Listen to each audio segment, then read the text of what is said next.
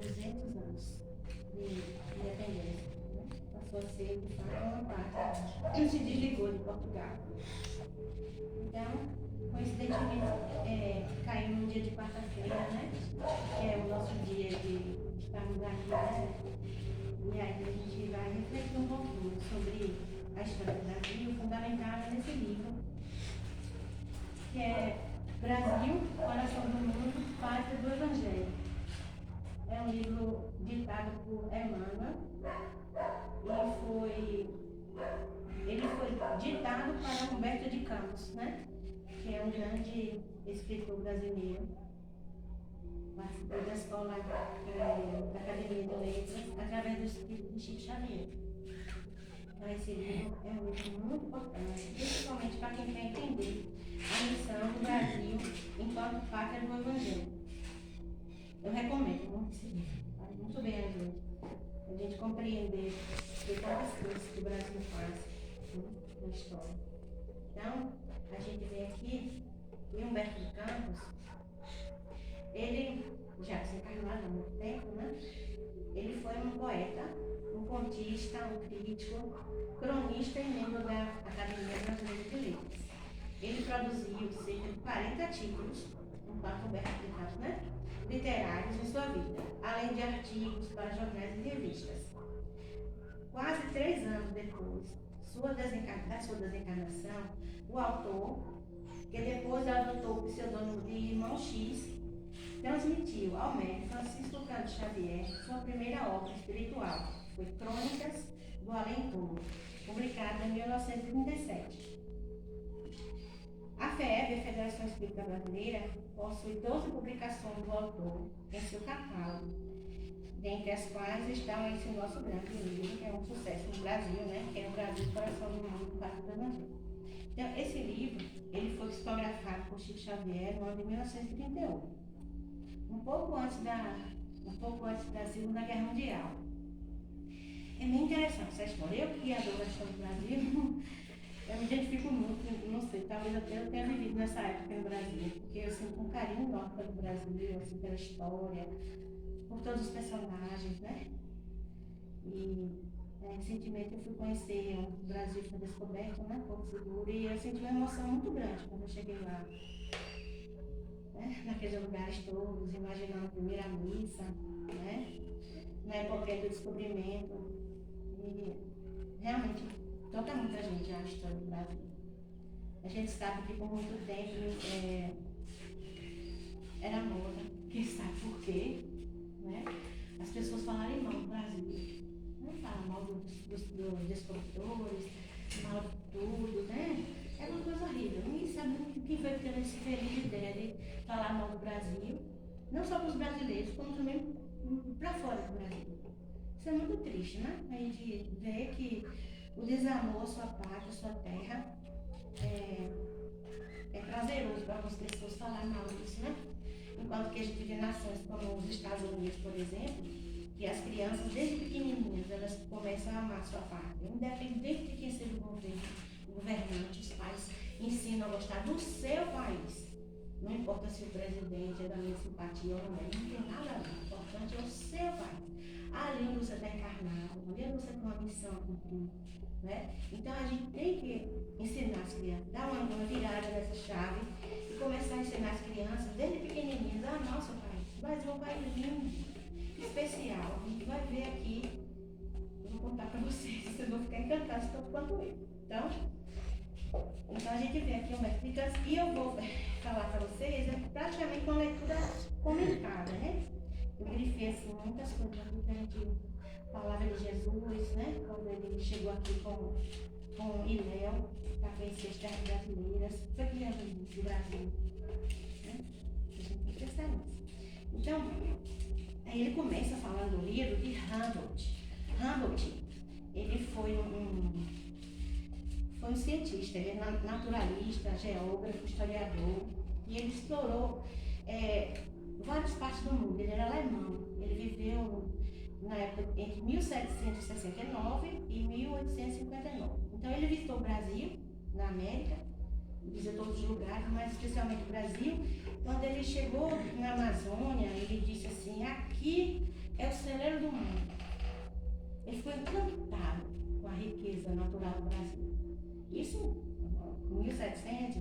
mortos no tempo, né? Um tempo atrás. E aí a gente fica pensando assim, o celeiro do mundo, a gente tem uma inclinação a achar que o Brasil é um país que vai suprir o mundo no tocante a questões materiais, alimentação, suprimento de alimentos, né? Mas nesse livro aqui a gente vai ver que não é bem assim. Não é só isso, né? Também isso, né? O Brasil realmente tem muitas riquezas naturais e tem uma função no mundo desse lado também, mas basicamente quando fala que o Brasil é o celeiro do mundo e o coração do mundo, a parte do Evangelho, ele fala de coisas diferentes. Então ele fala que Humberto de Campos, nesse livro, ele revela o papel espiritual do Brasil no mundo. Ele não trata das questões materiais, das riquezas naturais, minerais. Ele fala dessa parte, como foi, qual o papel do Brasil no mundo, né? Então, muitas vezes pensamos que a posição do Brasil como coração do mundo seria no tocante às questões econômicas. No entanto, não é a esse aspecto que esse livro esclarece.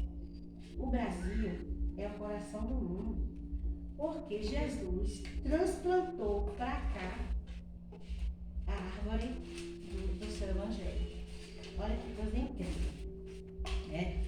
Então, Jesus, ele transplantou a árvore do seu amor, do seu Evangelho, da Palestina para o Brasil. Mas como foi isso, né? Então, Emmanuel, ele solicitou a Humberto de Campos, né? Já era um literato no mundo espiritual, porque ele tinha uma facilidade enorme de escrever. Ele escrevia um poeta, né? Então ele queria que essa história fosse contada de uma forma poética, como a história merece que seja contada, né? Então, escrita a história do Brasil como pátria do Evangelho, a qual foi escrita através da mediunidade de Chico Xavier em 1931. Como a gente disse que é uma leitura comentada, né, que verifica facilitar a compreensão. O que ele diz aqui? O Brasil não está somente destinado a suprir as necessidades materiais dos povos mais pobres do planeta, mas também a facultar ao mundo inteiro uma expressão consoladora de crença e de fé raciocinada, e a ser o maior celeiro de claridades espirituais do orbe inteiro. O Brasil terá sua expressão imortal na vida do Espírito, representando a fonte de um pensamento novo, sem as ideologias de separatividade. Esse é o projeto inicial. Então, peçamos a Deus, diz Emmanuel aqui na introdução, que inspire os homens públicos, atualmente no leme da pátria do Cruzeiro, que faça-se cumprir o que Jesus pensou sobre o Brasil. Aí, vem aqui adiante, e Emmanuel, o próprio Humberto de Campos, né? Ele esclarece. Todos os estudiosos que percorreram o Brasil, estudando alguns detalhes dos seus 8,5 milhões de quilômetros quadrados, se apaixonaram pela riqueza das suas possibilidades infinitas. Eminentes geólogos definiram os tesouros do solo e naturalistas ilustres lhe classificaram a fauna e a flora, maravilhados ante as suas prodigiosas surpresas. Lá fora, as inesgotáveis reservas do gigante da América chamou a atenção do mundo. E aí, o Brasil passou, diz aqui no final,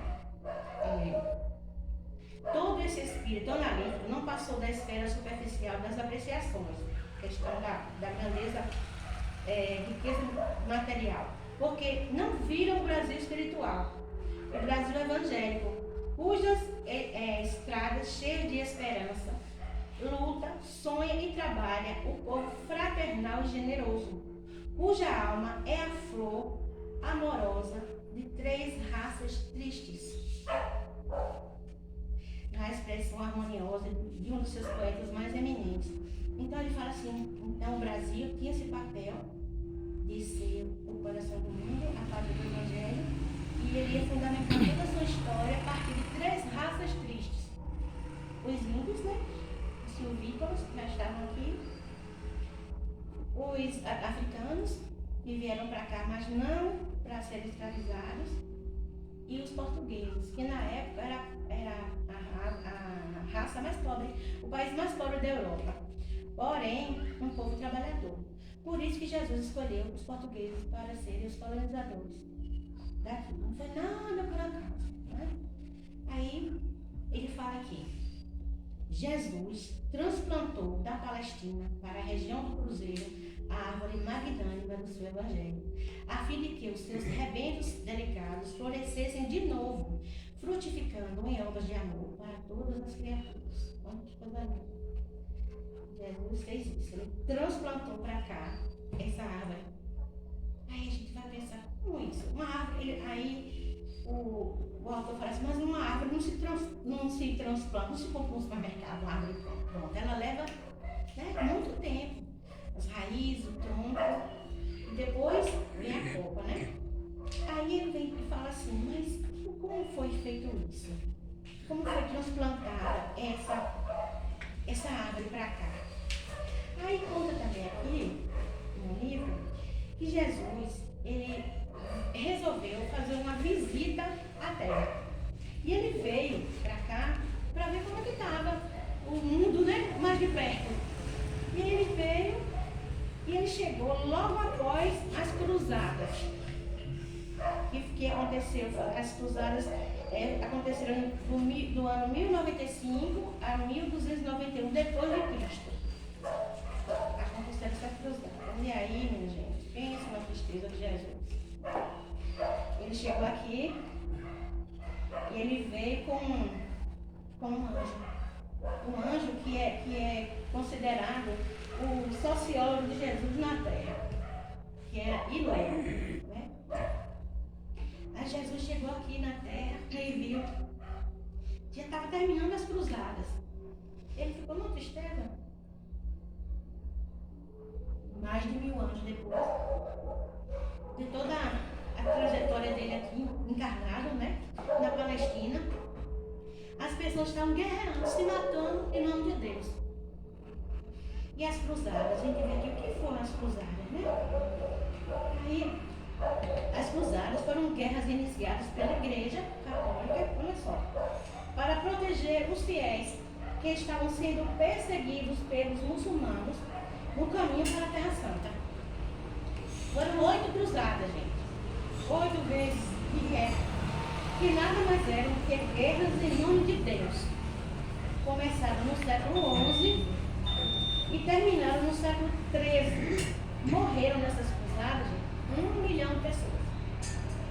As maiores guerras que aconteceram no mundo foram guerras religiosas.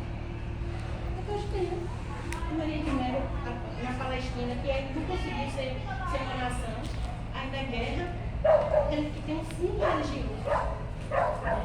Sim, aí Jesus veio para cá e veio com Hiléu, porque Hiléu é como se fosse o sociólogo de Jesus na Terra. Hiléu veio apoiar Jesus nessa viagem, né? E Hiléu, gente, ele foi avô de Gamaliel. E Gamaliel foi um dos maiores sábios da humanidade. E ele foi professor do apóstolo Paulo. A gente já está, né? Já tinha virado anjo. E Hiléu foi contemporâneo de Jesus, mas ele desencarnou logo que Jesus estava aqui no seu cristianismo. Então, aí ele veio, Jesus veio com Hiléu e se deparou com essa tragédia aqui na Terra, que foram as cruzadas. Aí Jesus ficou tão triste quando viu aquilo. Aí ele disse assim a Hiléu, meu coração se enche de profunda amargura, vem da incompreensão dos homens, no que se refere às lições do meu evangelho. Por toda parte é a luta fratricida, como um povo de infinitos tentáculos a destruir todas as esperanças. Recomendei-lhes que se amassem como irmãos e vejo-os em movimentos impetuosos, aniquilando-se uns aos outros. Aí Jesus ficou bem triste aqui, né? Aí Hiléu ficou assim, solidário com Jesus, né? E disse disse assim: Jesus, esses movimentos, Senhor, intensificaram as relações dos povos na terra e estão aproximando o Oriente do Ocidente. Então, para aprender a lição de solidariedade nessas experiências penosas, novas utilidades de vida foram descobertas. O comércio progrediu até de todas as fronteiras, reunindo as partes do homem.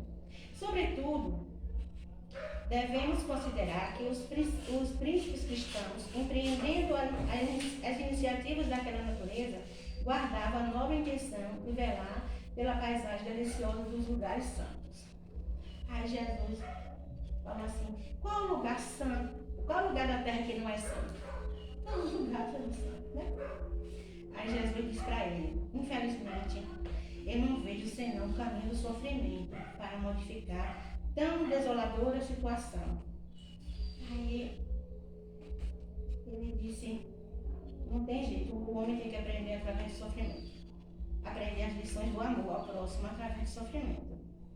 E aí, Léo, mais uma vez, querendo advogar a favor da terra dos homens: Senhor, se esses povos infelizes que procuram na grandeza material uma felicidade impossível, marcham irremediavelmente para os grandes infortúnios coletivos, visitemos os continentes ignorados.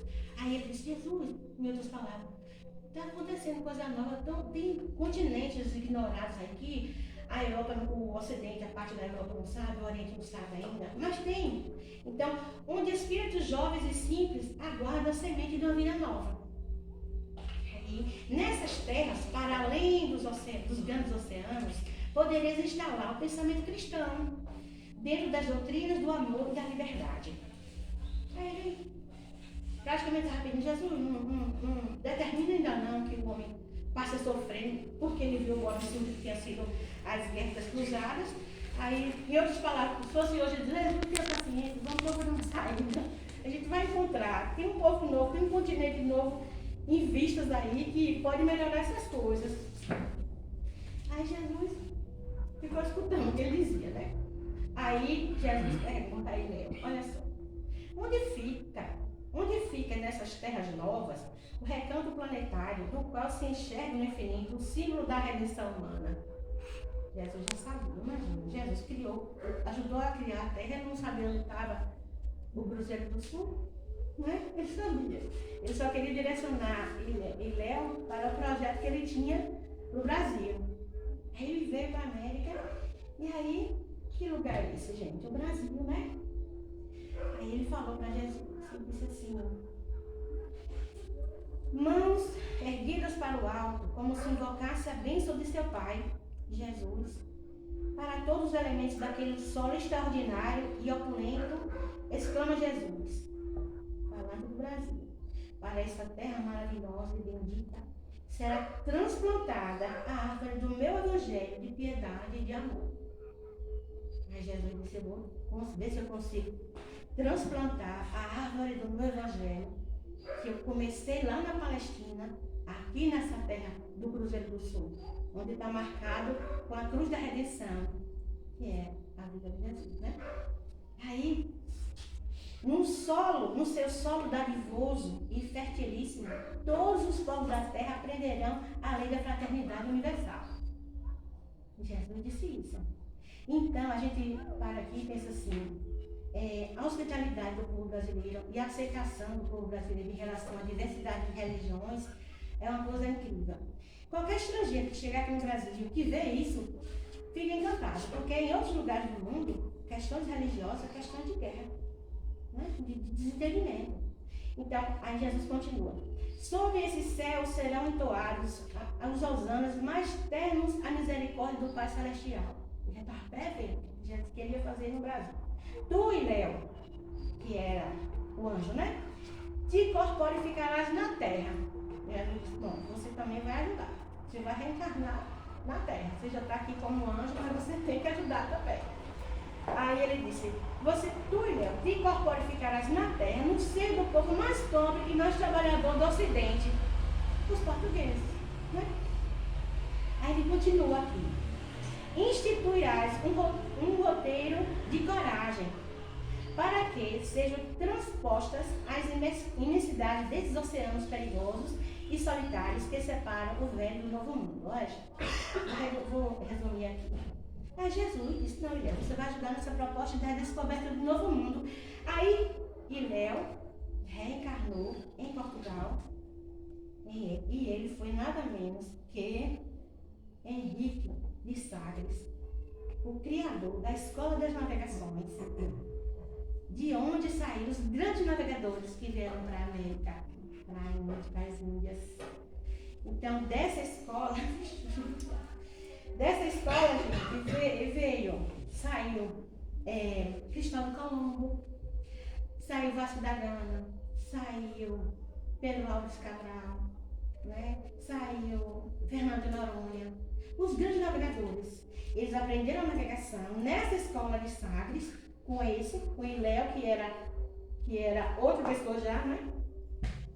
E aí, eles começaram, ele foi tido como infante de Sagres, né? Que ele criou essa escola de navegação. Ensinou a fazer cartas náuticas. Gente, eu entrei numa réplica da nau de Pelotas Cabral. Eles fizeram lá em Porto Seguro, né? Uma réplica. Gente do céu. Quando a gente entra ali, você fica, meu Deus do céu. Como é que esses homens atravessaram o Atlântico numa embarcação tão precária dessa? É muito precário. Tudo de madeira, tudo muito rudimentar. Para atravessar o Oceano Atlântico e sair mundo afora, esses homens tinham uma missão. Então, quando a gente diz que o Brasil foi colonizado por degradados de Portugal, por gente sem valor, não é verdade. Vieram sim degradados de lá, em forma de punição, mas vieram gente de muito valor para cá. A gente vai ver isso aqui, nesse livro. Então, eles vieram preparados para colonizar o Brasil, porque Jesus tinha planos com o Brasil. O Brasil iria ser, na verdade, o coração do mundo, mas no sentido de espiritual, né? Aí entrei naquela embarcação e lá dentro eu fiquei, meu Deus do céu, quem é que tinha coragem de fazer isso, gente? Uma forma precária de vida, sabe? Uma escuridão, a embarcação, para a época era o máximo que eles podiam ter, né? Mas ali vinham os escravos, né? No fundo daquelas navegações, uma condição subhumana, os navegadores, com aquelas naus, a vela, dependendo do vento. Gente, meu Deus, isso é uma condição realmente muito complicada para chegar aqui. Então, Henrique de Sagres, né? Ele ficou responsável pela escola de navegação, formou esses grandes navegadores e aí ele desencarnou, né? Ele voltou ao mundo espiritual já com essa missão cumprida. Mas ele abandonou as atividades na Terra no ano de 1460. Aí já tinha formado grandes navegadores que saíram do mundo afora, né? Aí Jesus não perdeu aí que ele fala aqui. Henrique de Sagres aproveita essa maravilhosa possibilidade. Suas falanges de navegadores do infinito se desdobram nas caravelas embandeiradas e alegres. Aproveitam-se todos os ascendentes mediúnicos. Aí, esses grandes navegadores que vieram para cá, eram o povo hebreu. Era o mesmo povo hebreu da época de Jesus. Eles vieram ajudar a transplantar a árvore da Palestina para o novo mundo. Cabral, Colombo, todos eles tinham sido hebreus na época lá atrás, né? Então, aí, nessa vinda de Cabral para cá, o que é que Emmanuel diz aqui? As noites de Cabral são povoadas de sonhos sobrenaturais. Olha só. E, insensivelmente, as caravelas inquietas cedem ao impulso de orientação imperceptível. Aí, o caminho das Índias foi abandonado, porque realmente estava tudo traçado, né? Aí chega aqui no Brasil. Os naturais, os índios, os recebem como irmãos muito amados. Olha só, gente. A palavra religiosa de Henrique Soares, o Frei Henrique de Coimbra, né? Eles a ouviram com veneração e humildade. nas terras de Veracruz, né? Porto Seguro. Então os índios estavam lá, solícitos, receberam com tanto carinho aquele povo, não imaginava eles o que vinha depois. Aí, falando aqui, aí Léo já estava do outro lado, triste, né? Temendo a invasão estrangeira. Ele falou a Jesus, ele disse, Jesus, e se teve aquele tratado de Tordesilhas, né? E ficou a Espanha com uma parte da América do Sul e Portugal com o Brasil, né? Aí ele disse, mas Jesus, e se vierem os estrangeiros, se vierem invadir aqui o Brasil, como é que vai ficar? Eu temo por essas invasões. Aí Jesus tranquiliza ele, diz assim, a região do Cruzeiro, onde se realizará a epopeia do meu evangelho, estará antes de tudo ligada eternamente ao meu coração. Jesus tinha planos por essa, ele não ia deixar. E aqui tem uma parte que fala assim, que eu vou resumir aqui. Então, aí ele fala assim, e Léo diz assim, Jesus, e se vierem os estrangeiros e vierem repartir o Brasil de novo? Aí Jesus disse a ele, aquieta o teu coração, isso não vai acontecer. Porque a formação geográfica do Brasil, no coração, gente, não é por acaso. Isso significa, é um simbolismo de que o Brasil é o coração do mundo no sentido do Evangelho de Jesus. A gente, presta atenção se não é. Não é um coraçãozinho desenhadinho, porque é carta geográfica, né? Mas e não é por acaso. Aí ele fala, meu Deus, que Jesus estava de olho em tudo, né? Aí vem, desencarnaram esses primeiros, né? Cabral, e Léo voltou também, todo mundo está lá. Aí Jesus fica tão preocupado, né? E ele convoca o anjo Ismael para ser o guardião, o zelador espiritual do Brasil, que até hoje está. Ismael veio para cá. Aí Jesus chamou Ismael e disse, você vai ser o guardião espiritual do Brasil. E deu uma bandeira branca a ele, um simbolismo. E aí, nessa bandeira, Ismael escreveu Deus, Cristo e Caridade. Esse é o lema do Brasil. Mensagem que eu te passei hoje, né, de Ismael? Deus, Cristo e Caridade. É o lema do Brasil, no mundo. Aí os antigos hebreus, os romanos, reencarnaram e vieram para o Brasil como os primeiros colonizadores. Os padres jesuítas, né? Eram os hebreus, né? E vieram para cá. Todo mundo tinha uma tarefinha aqui no Brasil. Imagina. Aí, eles no mundo espiritual, eles iam desencarnando, e como é que ficava essa organização lá, né? Eles tinham um compromisso com o Brasil. Eles se reuniram no mundo espiritual. Esse povo, que anteriormente foi hebreu e estava responsável por transplantar a árvore de Jesus para aqui, para o Brasil, da Palestina para o Brasil. Então, eles desencarnavam, eles formaram aqui no Brasil, próximo ao Brasil, uma colônia espiritual, para eles ficarem administrando o crescimento, a evolução espiritual do Brasil. E essa colônia, ela tem o formato da estrela de Davi. Gente, não é por acaso. A estrela do Davi é o símbolo do povo hebreu. Não é? Então está tudo entrelaçadinho. Aí Jesus convocou Ismael para ser o zelador do Brasil. Entregou a ele a missão de cuidar do desenvolvimento espiritual do Brasil. Ismael ficou aqui no Brasil, né? Aí o tempo passa, a situação do Brasil não vai se desenvolvendo. Jesus diz a Ismael que ele ia. O que ele disse a Ismael? Ismael, manda o meu coração que doravante seja o zelador dos patrimônios imortais que constituem a terra do Cruzeiro. Recebe-a nos teus braços de trabalhador devotado da minha seara, como a recebi no coração, obedecendo às sagradas inspirações do nosso Pai. Reúne as incansáveis falanges do Ifigô, que cooperam nos ideais sacrossantos de minha doutrina, e inicia desde já a construção da pátria do meu ensinamento. Para aí transplantei a árvore da minha misericórdia e espero que a cultives com a tua abnegação e com o teu sublime heroísmo. Ela será a doce paisagem dilatada do Tiberíades. Jesus trouxe todos os nazarenos para cá. Aí ele disse: lembra-te sempre de que estarei contigo no cumprimento dos teus deveres, com os quais abrirás a humanidade dos séculos futuros no caminho novo, mediante a sagrada revivescência do cristianismo. Aí Ismael recebeu a bandeira que Jesus deu a ele e escreveu: Deus, Cristo e caridade.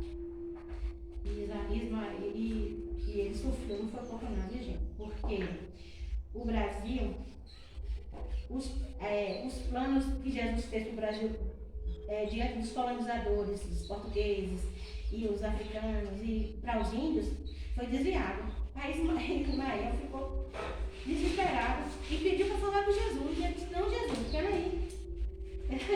Sinto dificuldade para fazer prevalecer os vossos desígnios nos territórios onde param as vossas bênçãos lucificantes.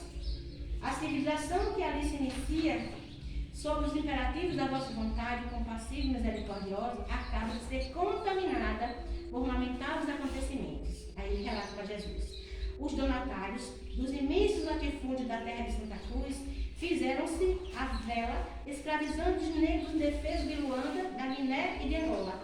Infelizmente, os pobres cativos miseráveis e desditosos chegam à pátria do nosso evangelho como se fossem animais bravios e selvagens, sem coração e sem consciência. Aí Jesus disse a Ismael: acerena o teu coração, que as leis de Deus vão ensinar esses homens como deve ser, como ser vivido. Aí ele fala aqui: acerena teu mundo íntimo no cumprimento dos sagrados deveres que te foram confiados. Bem sabe que os homens têm a sua responsabilidade pessoal nos feitos que realizam em suas existências isoladas e coletivas. Ou seja, o Brasil, os colonizadores estavam fugindo do projeto que Jesus tinha para eles. Os africanos viriam, porque eles iam se redimir aqui trabalhando, porque eles já vinham de um processo de aperfeiçoamento espiritual, vinham para cá para se redimir, para ajudar a construir o Brasil, mas não nessa condição. Ele fala aqui: a colaboração africana deveria, pois, verificar-se sem abalos perniciosos, no capítulo das minhas amorosas determinações. Aí ele diz: nem eu, que sou Jesus, posso mudar o livre-arbítrio de ninguém. Então, assim acontece com a gente. A gente vem para cá com o plano reencarnatório, mas a gente tem o nosso livre-arbítrio. A gente muda, às vezes, a direção das coisas quando a gente foge dos ensinamentos que Jesus nos deu. Então aconteceu isso também com os colonizadores. Eles fugiram do projeto, fecharam os ouvidos, começaram a ficar orgulhosos, gananciosos, né? E aí esqueceram lá do combinado que foi feito no mundo espiritual, para eles virem para cá, né? Então a gente viu que reencarnou no Brasil muitos espíritos do período das Inquisições também. E Tiradentes foi um deles, gente. A história de Tiradentes, o grande herói nacional, né? Toca o coração da gente. Mas ele veio porque ele tinha sido um inquisidor. Todo mundo já ouviu falar das Inquisições, das Santas Inquisições, onde a igreja queimava vivos, né? Os ciganos, os ledores de sorte, todas as pessoas, os hereges que eles achavam que estavam contra os ensinamentos da igreja. Então, Tiradentes, em encarnações passadas, ele tinha sido um desses. Então, ele veio para o Brasil, já melhorado, com valores espirituais melhores, mas mesmo assim, ele teve que passar por aquele sofrimento todo. Mas ele não participou daquilo diretamente. Ele não sentiu o enforcamento.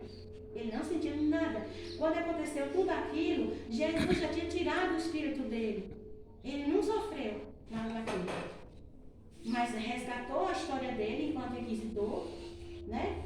E fez parte da história porque ele semeou na mente dos brasileiros o sentimento de liberdade. Aí começou aí. Eu vou adiantar aqui, porque tem mais coisas para acontecer. Então aí vai, o Brasil vai, o tempo passa, né? Aí veio a família real portuguesa morar no Brasil, Dom João VI, alguns sabem, fugiu da Napoleão, né? Veio pra cá. Dom João era uma alma boa, embora muitos familiares dele não eram, né? Ele começou a fazer umas coisas boas, mas também ele não era muito trabalho. E aí, como a terra era muito rica, tinha muita coisa, os fidalgos portugueses se encostaram na coroa portuguesa aqui, era o amigo do rei, e não queriam trabalhar. Aí começou a errar, o projeto de Jesus já estava errando. Aí o que eles começaram a fazer? Eles se encostavam no rei, tinham super proteção do rei, e se eles desejassem qualquer coisa de qualquer pessoa, uma casa, por exemplo, eu gostei daquela casa ali, e pedia ao rei, o rei ia lá, desalojava o dono da casa e dava para o fidalgo português. As coisas começaram a desandar aqui, né, na colonização. Aí passou, Dom João voltou para Portugal, né, deixou aqui Dom Pedro I, que foi o responsável, e ele ficou, Dom Pedro I, ele ficou responsável realmente pela questão da independência do Brasil. Mas naquele momento ali, Jesus já tinha enviado José Bonifácio, né? E a princesa Leopoldina, uma mulher maravilhosa, super sensível, para poder ajudar todo esse processo da independência do Brasil. Praticamente foi ela que formulou com José Bonifácio toda a independência, né? Até aquele momento que a carta chega à mão de Dom Pedro e ele grita a independência. E naquele momento ali, sabe quem estava lá? Tiradentes, em espírito. Ele estava lá do lado de Jesus. Ele participou desse momento que ele tanto desejava, que era a independência do Brasil. Estava coladinho com Jesus. Aí Dom Pedro começou, né? Começou o império de Dom Pedro I. Muitas coisas boas aconteceram, porque ele tinha realmente valores, ele amava o Brasil. Ele conseguiu criar aqui várias coisas para o avanço intelectual e econômico do Brasil. Aí, mas ele começou a errar também. Começou a fazer uma coisinha erradinha. E aí, depois, lá para adiante, eu vou adiantar aqui para vocês. Aí, o Brasil já estava começando a sofrer sérios problemas. A terra estava se intrometendo na guerra dos países vizinhos, na vida política dos países vizinhos, como a gente viu a guerra do Paraguai, né? Ele já estava se achando, como diz a gente hoje, né? Começando a errar. E aí, a espiritualidade, sob o comando de Ismael, providenciou que Dom Pedro I fosse para Portugal. E aí, antes disso, Ismael disse: e agora? Como é que vai ficar o Brasil? Aí Jesus disse: eu vou trazer uma pessoa, um espírito de grande envergadura para continuar o projeto do Brasil da evangelização. Aí sabe quem foi que Jesus foi procurar? Vocês não vão nem acreditar. Jesus foi atrás de Longinos. Olha só, gente. Aí quem é Longinos? Longinos foi aquele soldado que Jesus já estava agonizando. E aí ele furou o coração de Jesus, né? E aí quando ele furou, conta que uma gota de sangue de Jesus pingou no olho, que ele tinha problema de visão, e a partir dali ele começou a enxergar. E ele começou a se transformar. E aquilo ali foi muito triste, aquela passagem de Longinos. Ele não compreendeu, né, a dimensão do amor de Jesus. Ele ficou muitos anos sofrendo na reticidade, né? E aí Jesus disse: Longinos é quem vai ajudar.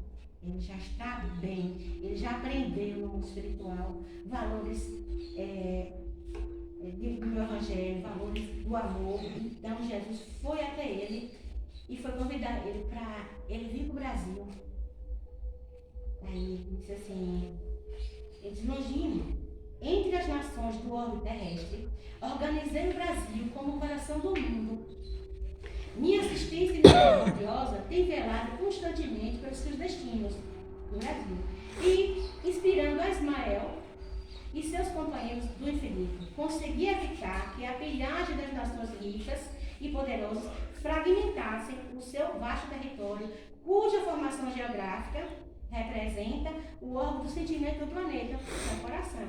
Como o coração deverá pulsar pela paz indestrutível e pela solidariedade coletiva, e cuja evolução terá de dispersar. Então foi o Brasil, já estava tudo organizadinho para isso. Jesus já tinha conseguido transplantar a árvore do seu evangelho da Palestina para o Brasil. Ele trouxe os hebreus, trouxe os romanos para cá, todos que participaram da história, né? E aí ele veio e Longinos aceitou a proposta e Longinos foi Dom Pedro II. Dom Pedro II, aqui o autor fala que a história, os historiadores do mundo, eles estão revendo toda a história do Brasil. Existe muita falha na contação da história do Brasil e revendo os valores de Dom Pedro II. Isso agora é atual. Tem muita coisa da vida de Dom Pedro II, que foi um brasileiro maravilhoso. Ele amava muito o Brasil. Mas Jesus disse a ele: você vai ter esse papel assim no Brasil, você vai ser amado, mas depois você vai ser traído. E foi o que aconteceu com a implantação da República. Né? Jesus, Dom Pedro II, ele foi traído pelos seus amigos, né? E aí ele teve que fugir para Portugal, para a Europa, e lá Jesus ele desencarna, e ele tinha tanto amor pelo Brasil, ele fez tanta coisa pelo Brasil, ele amava mesmo o Brasil.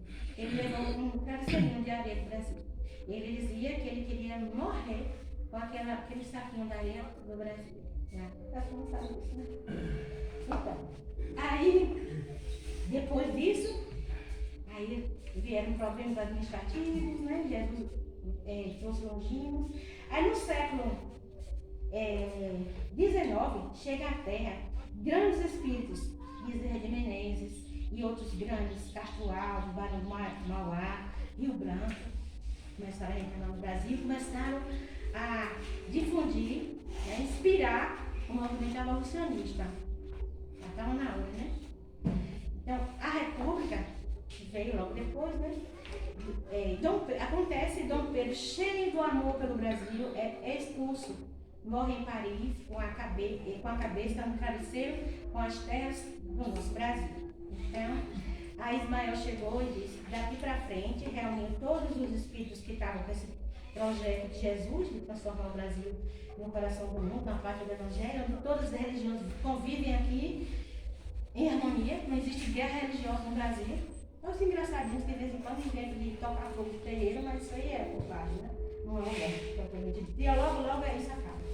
E aí vieram esses grandes homens para cá, e Bezerra de Menezes, eles criaram a Federação Espírita Brasileira, né? Dias da Cruz, os primeiros espíritas brasileiros, né?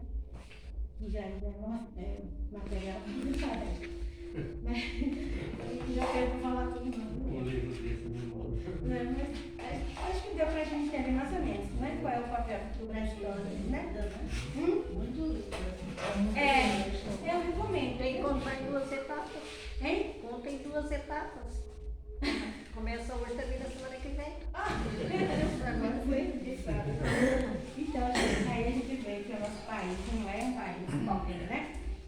E aí a gente vê, hoje em dia, para você ver que o Brasil realmente é o país do Evangelho, a gente vê hoje em dia que padres, pastores, como chamam? Pais e mães de santo, né? Se reúnem de vez em quando para orar pelo Brasil. O Brasil foi instaurado no Brasil o Dia Mundial de Combate ao preconceito religioso.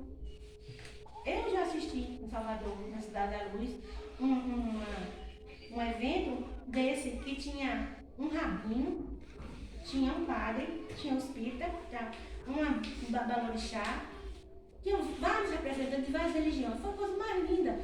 Em cada momento da palestra, um tinha o seu momento de fazer uma prece a Deus pelo mundo. Foi muito bonito.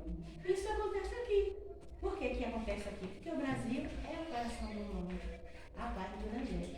E o povo brasileiro é um povo bom. Né? A gente sabe que tem algumas coisas a serem reparadas ainda, mas na sua essência é um povo bom, é um povo acolhedor. Vai,